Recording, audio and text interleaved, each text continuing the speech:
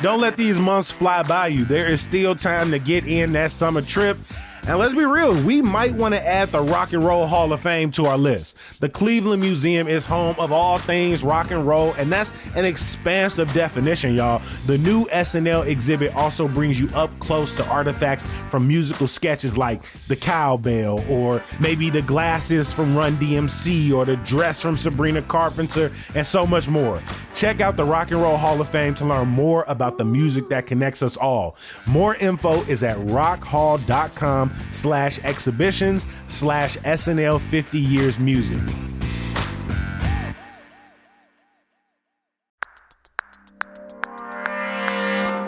Today on CityCast Chicago, Chicago Public Schools has officially released its budget proposal for 2026. So what the hell is in it? Will the Uptown Theater ever get new life? And is your window to get some of the city's best watermelon closing? It's Friday, August 15th. I'm Jacoby Cochran, and this is what Chicago is talking about.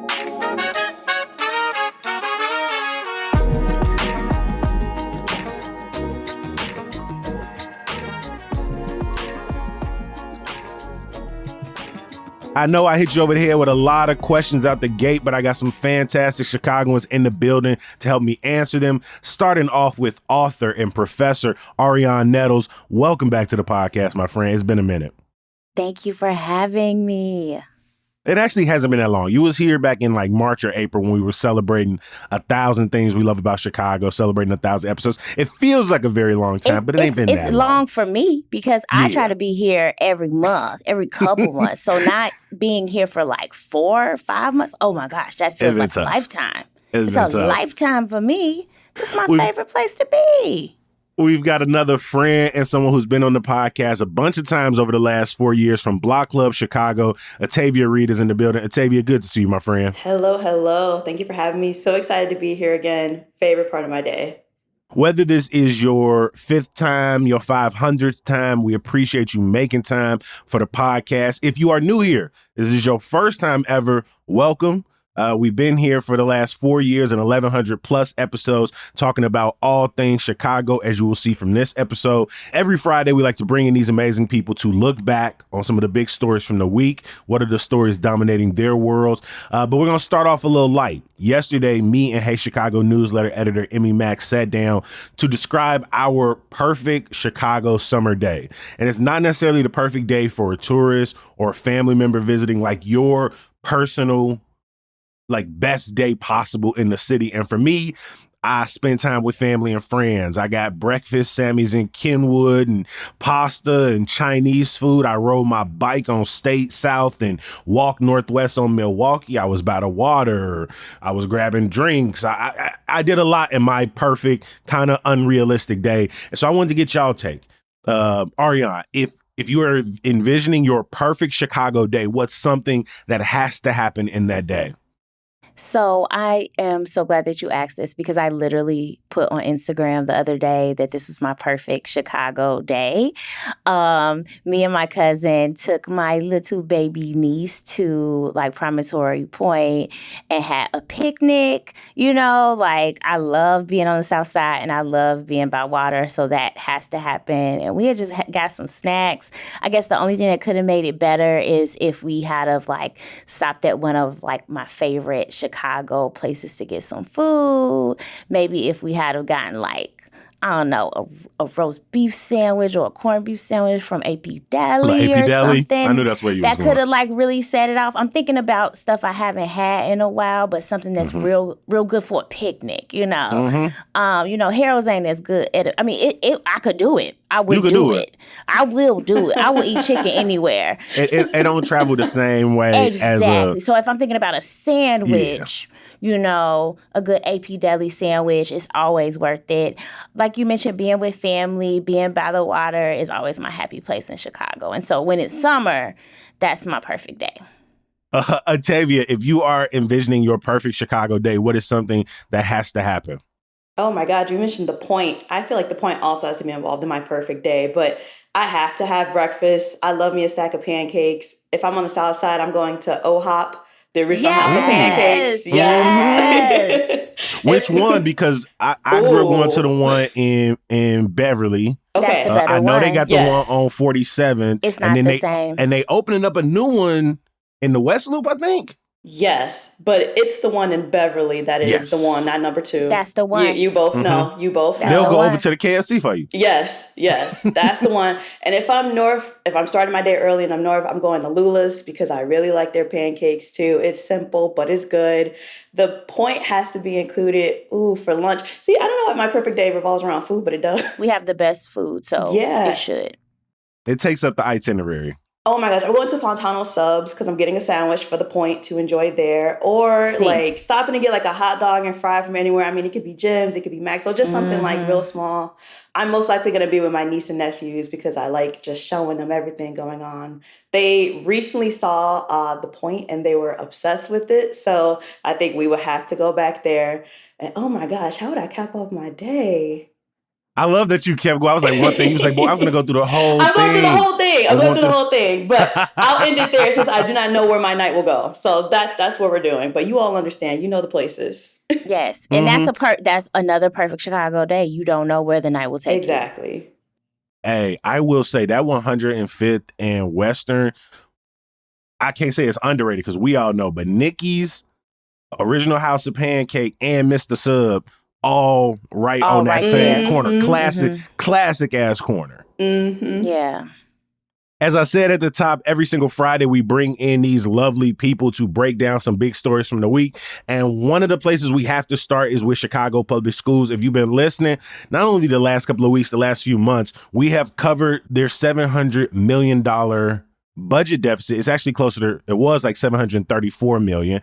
They were able to get it down to somewhere near 570 with a lot of the cuts we talked about over the last few weeks, whether it was to crossing guards, to internal staff. All of that was leading up to this week when they had to, based on state law, release a public budget proposal for all of us to see. And on Wednesday, we got that. All right, let's jump right into it. What are the key bullet points in this proposal? Does it get us to essentially a zero? The plan, if executed and if it works, would get us to zero.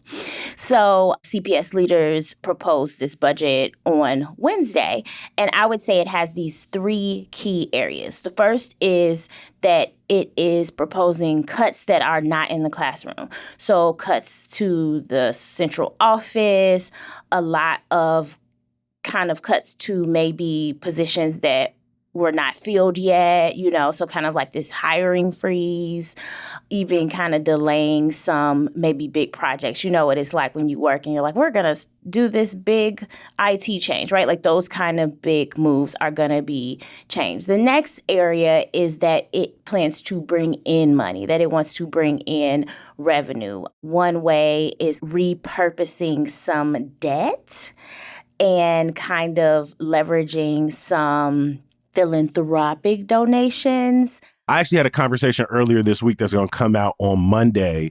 And we basically talked about why are Chicago's public institutions broke. And one of the questions I had was like, it feels that when we are talking budget maneuverings, so much of it is accounting tricks. And when you talk about this plotting for additional revenue, moving philanthropic money over, refinancing debt, that sounds like some of those accounting tricks we're going to get into on Monday. Well, this third area is the biggest and most divisive trick that a lot of people are talking about. And that is kind of deferring or putting off a $175 million municipal pension payment to the city. So previously, Mayor Brandon Johnson had pushed for this kind of short-term high interest loan.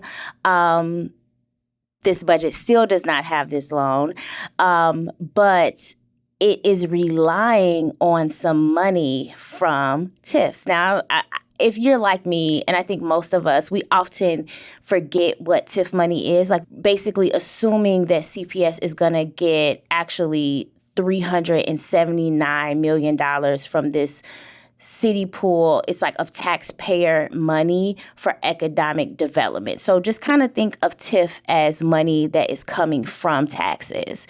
And so we don't really know because we don't have that money yet, right? And right now, as you mentioned, or you will mention in Why is the City Broke, we are kind of at a time where the city has its own budgetary issues. So relying on so much of that to fill this gap it feels unsure. So a lot of people are kind of seeing this proposed spending plan, this proposed budget as kind of a dream. Like, yeah, it might look nice, but how is this actually going to play out? And I think so that's why I say, is it going to get us to zero? Well, I mean, the plan is to get us to zero, right? Like the numbers get us to zero, but the question is in the execution. So people are really divided.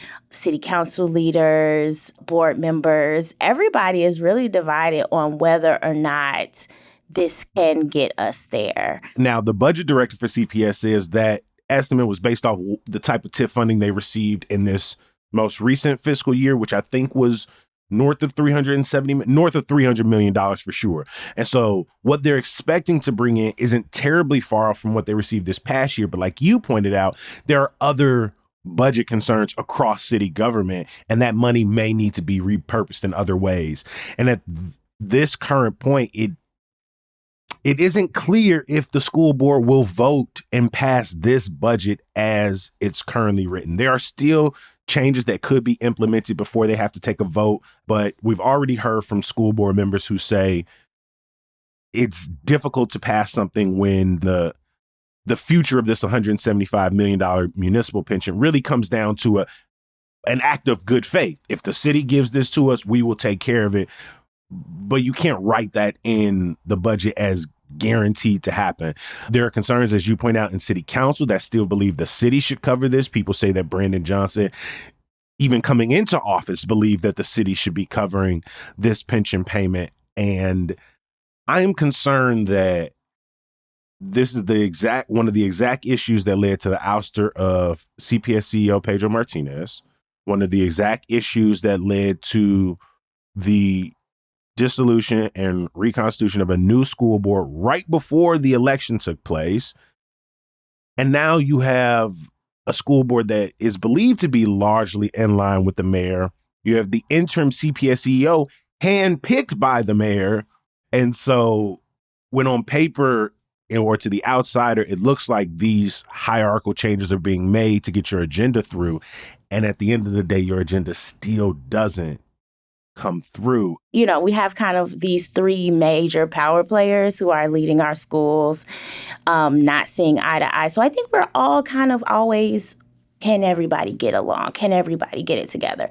And I think there was, always just a big hope when Mayor Brandon Johnson came on that some of that would dissipate, that, him being a former educator, that would happen. So I think people are just always on edge. But even I think this one is just really, we don't know, because even people on the board do not necessarily agree with if this is a good. So there's just no consensus.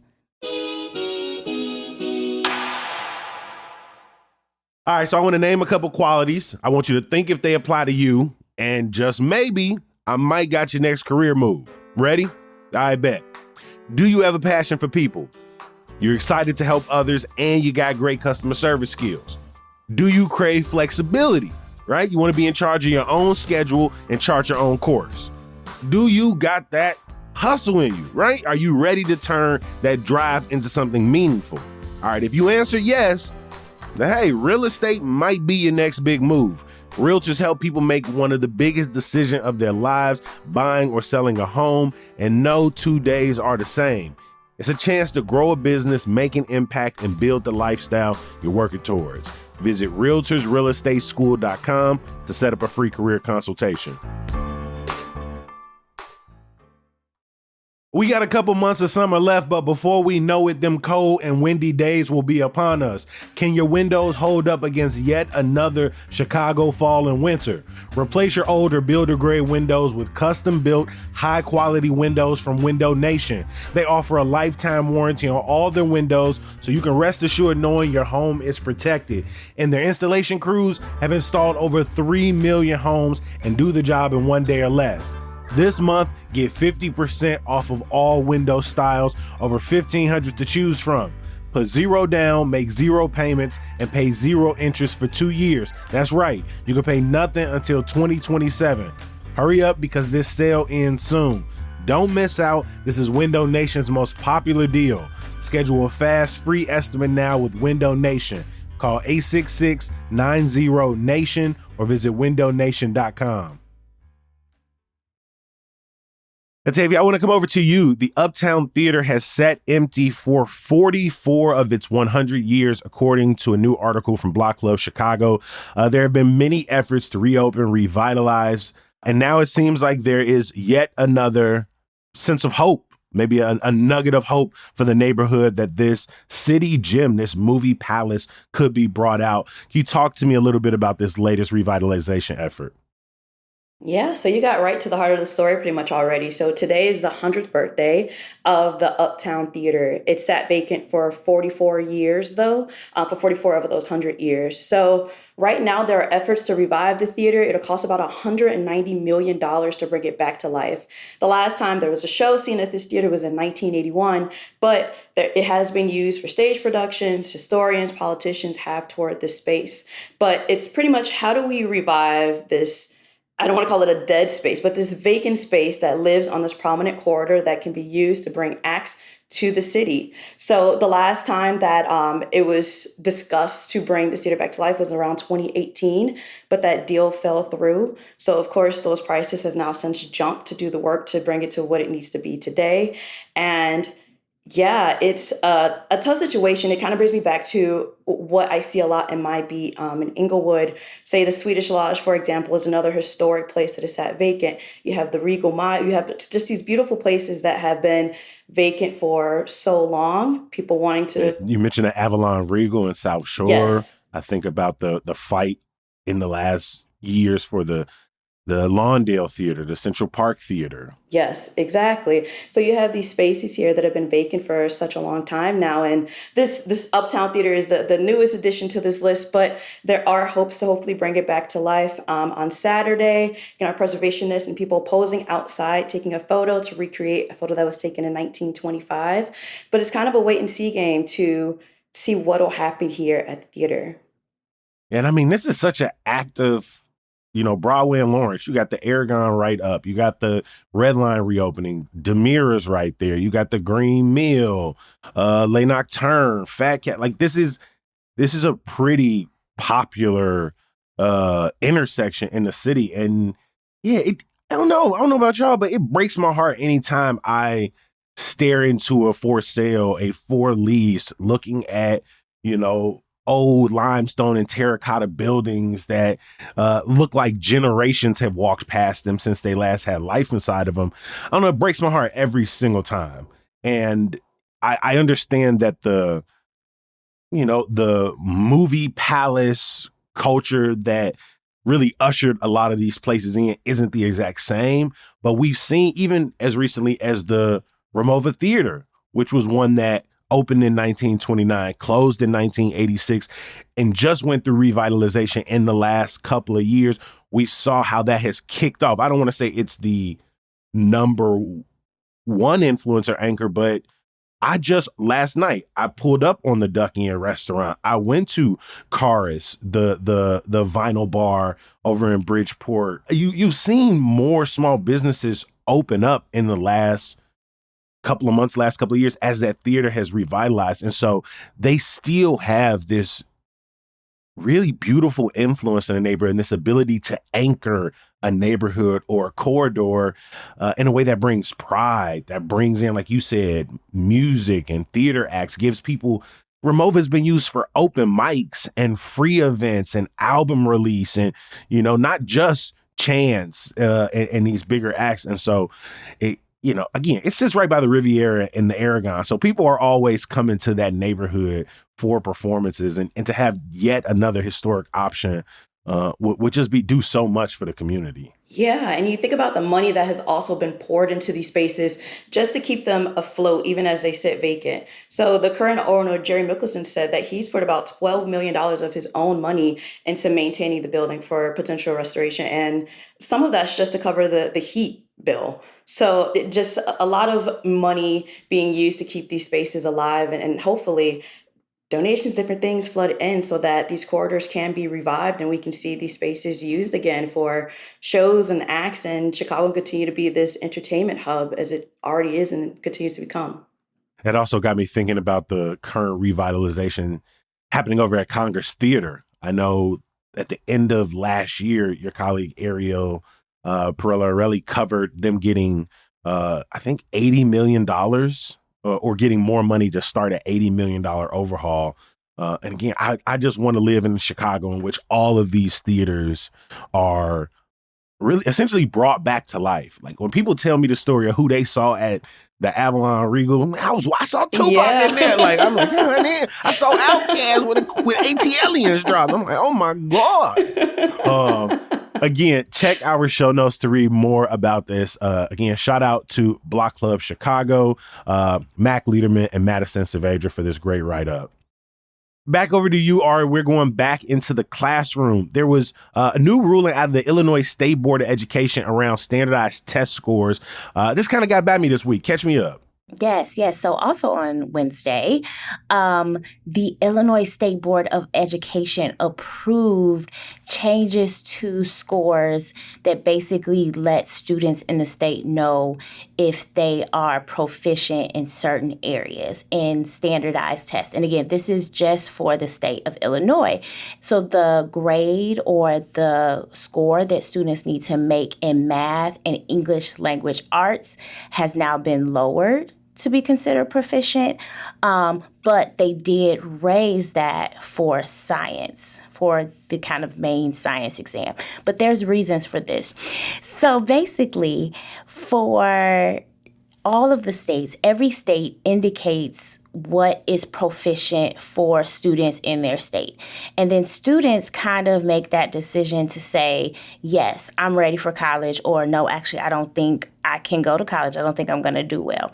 And Illinois had some of the highest out of all of the states. So students who actually were ready for college were feeling as if they were not ready and as if they shouldn't go because they were not scoring well. We also know kind of the impacts of standardized tests, just as people who have taken them, as now we have more knowledge about them. So kind of on that side of things, we know about that. But this is to realign and to make them actually be more helpful and to really give guidance to students on their college readiness. I know that education leaders and officials said that this is really about readjusting to the reality of students and their abilities, right? Also taking into account, like you said, how the test scores were impacting students, whether their decision to move on into higher education or not. But I know that there is a concern among some parents that this is an attempt to respond to like learning loss, maybe the degrading English and math skills of students, and that this is lowering the bar. And I'm a professor myself. I am not a standardized teaching evangelist, but I want to know from somebody who has been teaching for a while, do you see any like kind of credence to that point that this is the maybe wrong way to improve students' overall performance? Gotcha. I think that, and this is Ariane, the professor, and not, Ariane, the journalist talking here. I do know and I see learning loss from the pandemic and, what we've seen as being possibly the standard in several subjects changing over the years. But we've also seen changes in every industry. The number of things that you have to teach in the K through 12 has changed, So I do think that sometimes standardized tests are not always the best indicator of a student's ability. And so that's why I think I didn't necessarily like totally balk at this when I first saw it, because already a standardized test to me is not always the best predictor of a student's ability in my class in college. But also, you know, it's so hard to capture these things in standardized tests, if that makes sense, right? No, it does. And I mean, what is really a point difference? Like how I don't think any of us really understand like how much more proficient am I in math at 18 to a 19? I couldn't tell you that formula. Yeah. I mean, you just might have had a bad test taking day. And so I think that what I have found, and again, this is Ariane the professor, is that the students that I find, and again, I am totally understand that we do have significant issues that we have to address at the curriculum level, K through 12 and higher ed. So just period, how students learn now is not the same as how we learned when we were students, and we have to continue to adjust to that. But the students that do the best in my courses are not necessarily the best test takers, but they are often the students that take my feedback the best, and they listen and they work with me. And I know that they will be successful in the workplace because they kind of show those things that you are not maybe going to show on a test. So many tests show that like a better indication of how well a student is going to do in college is like unweighted GPA. The students that are the A students in high school are going to be the A students in college because they work hard. They have the work ethic. They're going to try. And they're going to try in college, and they're going to try in their jobs. They're going to try in their internships. And so I think that just me personally, I'm not like stressed about completely understood that. But also a reminder that we do have some of the highest standards out of all the states. I think that's a really important thing to know, because when we have students who are going to universities, they're competing at the national level and international level, right? So being aligned with students that are coming from across the country is totally fine.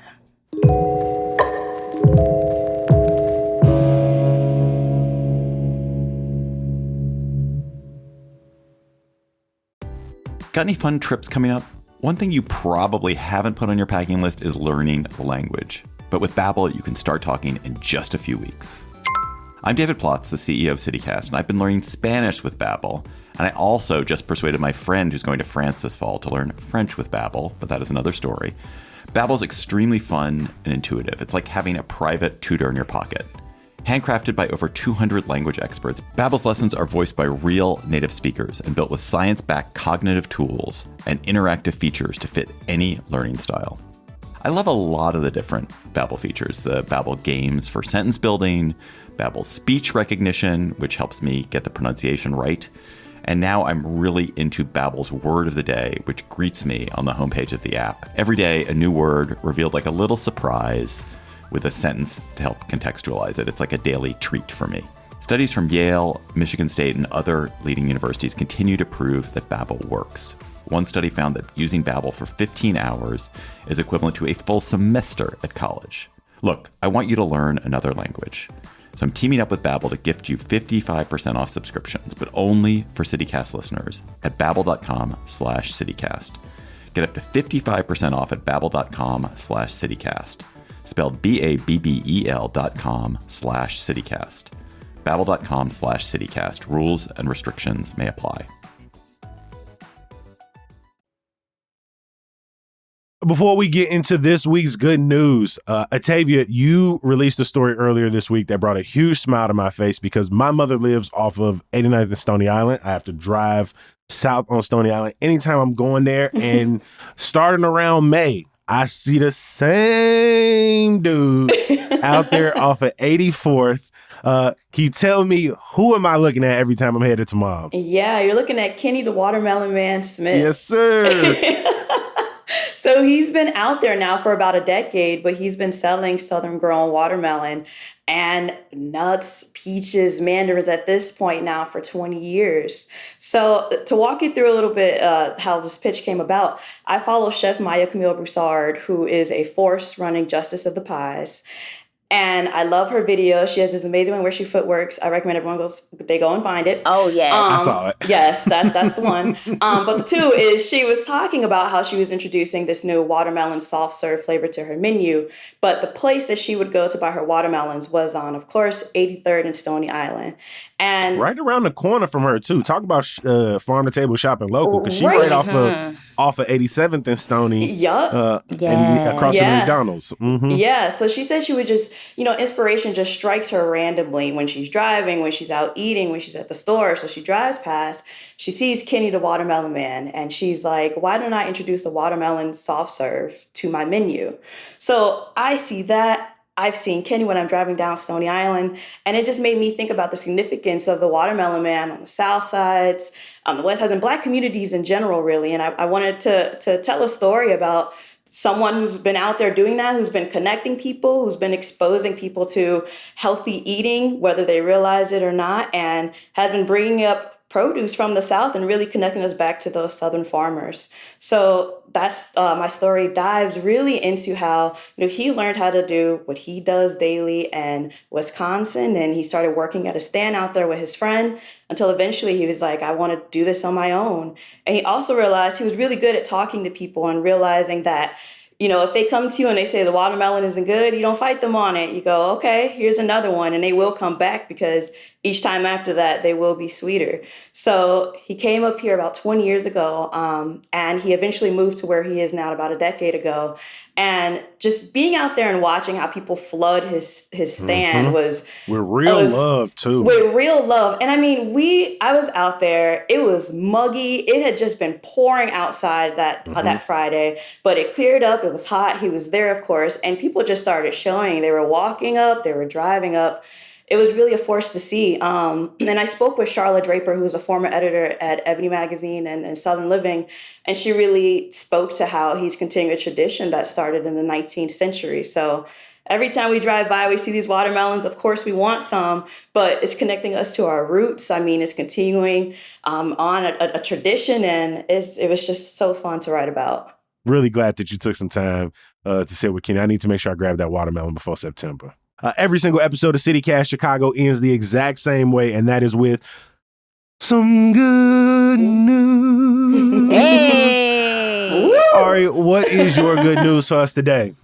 So my good news is that my students are on their way back to Florida A&M University, and I really miss them. It's so hard being on campus. We are in all these day-long meetings. That's what I'm in right now all week, which is really great because, of course, we got to prepare for them, but I really miss them. Campus feels dull without my babies, and so I'm ready for them to come back. Over to you, Atavia. What is your good news for us today? So I've already touched on it a little bit, but I have to get into that watermelon soft serve at Justice of the Pies. Ooh. And how I tried it and how I went back this week to try it again and how she will be seeing my face until she takes it off her menu. She has not said, Chef Maya Camille Broussard has not said when she'll take it off the menu. She's going pretty much how long Kenny will be there. He'll be there till mid-September, he said.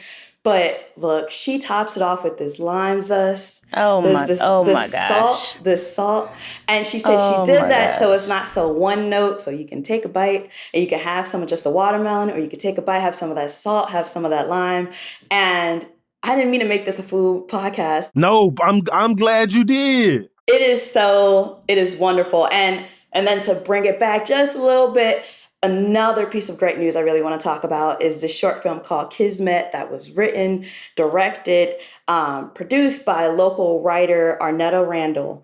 It is a lesbian rom-com, and she centers Black women as the lead. And she is fundraising now because she wants to turn this short film into a feature-length production. It has over 9.5 million views on YouTube.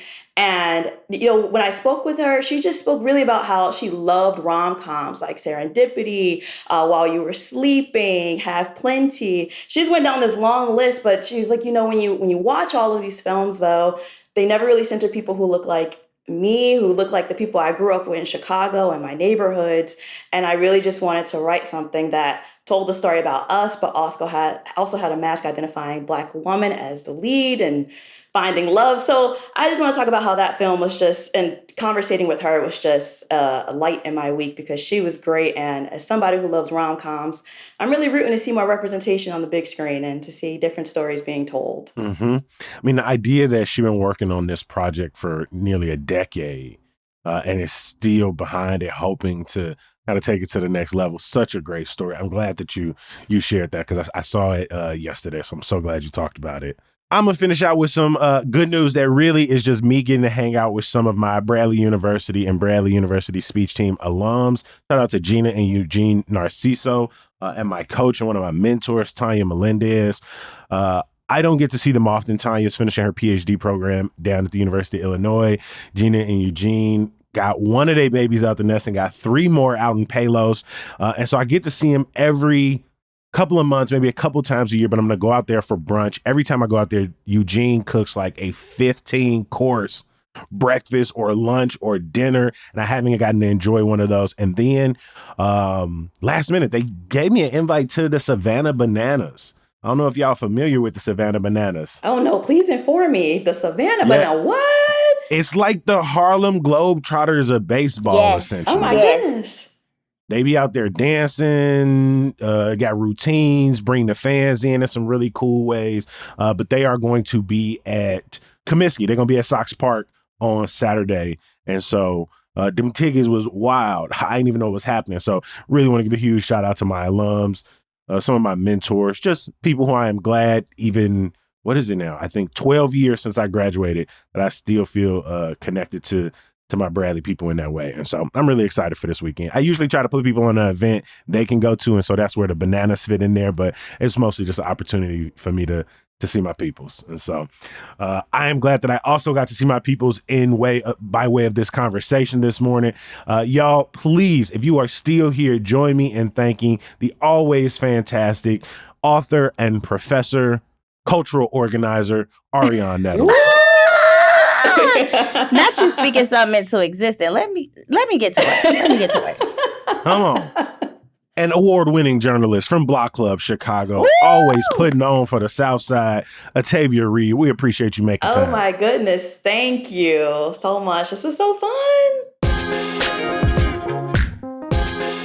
Before we get out of here, please join me in giving a huge thank you to the people who make CityCast Chicago and Hey Chicago possible. That includes our executive producer, El Capitan Simone Alicea, our producer extraordinaire, Michelle Navarro, our Hey Chicago newsletter editor with the best damn stories this side of the Mississippi. Y'all make some noise for Emmy Mack.